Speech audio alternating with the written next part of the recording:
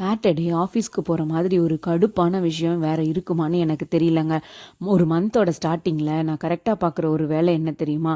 அந்த மாதம் எத்தனை சாட்டர்டே இருக்குது அப்படின்னு சொல்லிட்டு கணக்கெடுத்து வச்சுக்கிறது தான். ரொம்ப வருஷமாக 5 டேஸ் வீக் சொல்கிறீங்களாடா, இன்னுமாடா உங்களால் டெசிஷன் எடுக்க முடியல அப்படின்னு தாங்க எனக்கு இன்ன வரைக்கும் ஒரு டவுட் இருக்கிறதே. செடிக்கெல்லாம் தண்ணி விட்டே ஒரு 4-5 நாள் இருக்கும். காலையிலேயே அதெல்லாம் பண்ணிட்டு தாங்க நான் ஆஃபீஸ்க்கு கிளம்புனேன். என்னோட ஒரு கொலீக் தான் என்னை பிக் பண்ணுறேன் அப்படின்னு சொல்லியிருந்தான். அவங்களோட தான் இன்றைக்கி ஆஃபீஸில் ஸ்கூட்டரில் போனேன். ரொம்ப நாள் கழித்து சென்னையில் ஸ்கூட்டர் ரைடு. ஆனால் இப்போ கூட காலையில் 8:45 மணிக்கெலாம் கொஞ்சம் பனி விடுற மாதிரி தாங்க இருக்குது. சம்மரில் தான் தெரியும் இதோட எஃபெக்ட் என்னன்னு சொல்லிட்டு. எனக்கு தெரிஞ்சு செம்ம ஹீட்டாக இருக்கும் அப்படின்னு நினைக்கிறேன். ஆஃபீஸுக்கு போக சுத்தமாக பிடிக்கல. அங்கே போனதுலேருந்து எப்படா வீட்டுக்கு கிளம்புவோம் அப்படின்னு தான் எனக்கு தோணிட்டு இருந்தது. ஒரு வழியாக ஒர்க்கெல்லாம் முடிச்சுட்டு வீட்டுக்கு கிளம்பிட்டேங்க. வீட்டுக்கு வந்து குக் பண்ணி சாப்பிட்ற ஐடியாலாம் எனக்கு சுத்தமாக கிடையாது. அதனால வர்ற வழியிலே ஃபுட்டு ஆர்டர் பண்ணிட்டேன்.